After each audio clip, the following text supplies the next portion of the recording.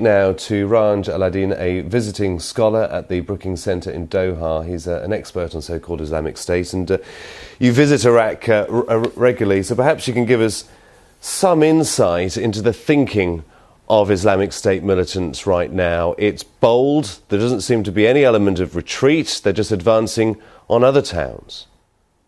That's right. It's important to remember that so-called Islamic State has known from day one, since it took control of Mosul 2 years ago, that this day was probably going to come.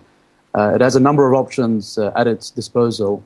It could easily blend into the local population, go back into insurgency mode, as it's done with deadly impact over the past decade more generally.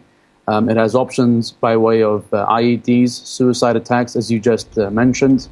It could save its resources for another day.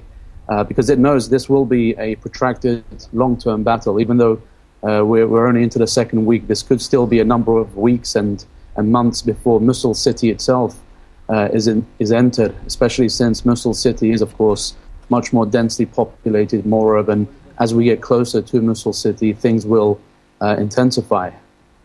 You have the Islamic State ideology, very similar to Al-Qaeda, and perhaps that's the easy bit to understand, where they reach out to people all over the world to attack the West. But when it comes to this element of Islamic State on the ground, trying to create a self-proclaimed caliphate, our viewers constantly chat on social media about how this came about, how they became so well equipped, so well funded and well organised, and why almost the entire world continues to struggle to crack down on them and eject them.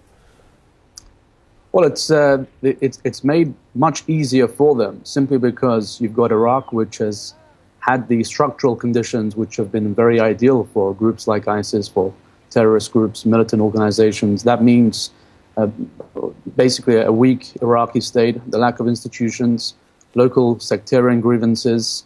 There's also a war unfolding in Syria, a brutal civil war, which has given ISIS a really strong launching pad to commit attacks in Iraq and indeed elsewhere.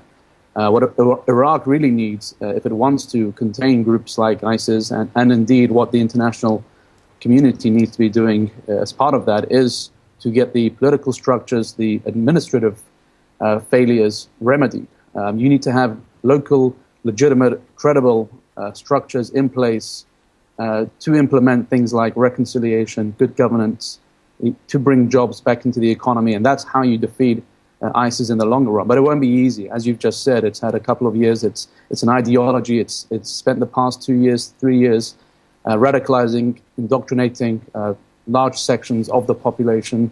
So, we're talking about a number of years before these challenges are addressed completely. Sounds like you're saying it's far from over yet. Ranj, many thanks for speaking to us.